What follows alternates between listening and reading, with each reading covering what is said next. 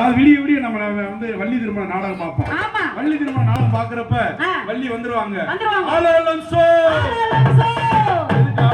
வந்து பேசுறாங்க.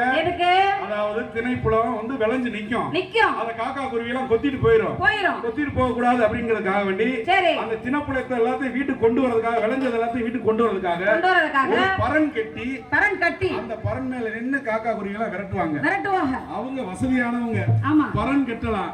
நாம ஏழை, பரன் கட்ட முடியுமா? அப்பதான் தமிழன் யோசிச்சான்.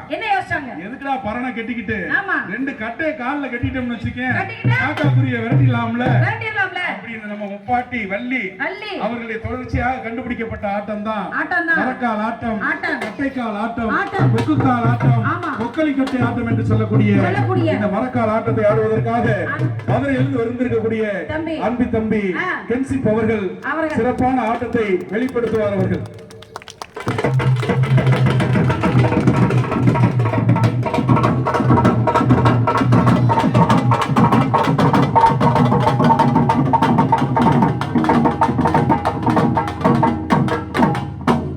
நானே நானே நன்னே தானே தானே நானே நானே நன்னே தானே நானே நானே நன்னே தானே தானே நானே நானே நன்னே தானே நானே நானே நன்னே தானே தானே நானே நானே நன்னே தானே நானே நானே நன்னே தானே தானே நானே நானே நன்னே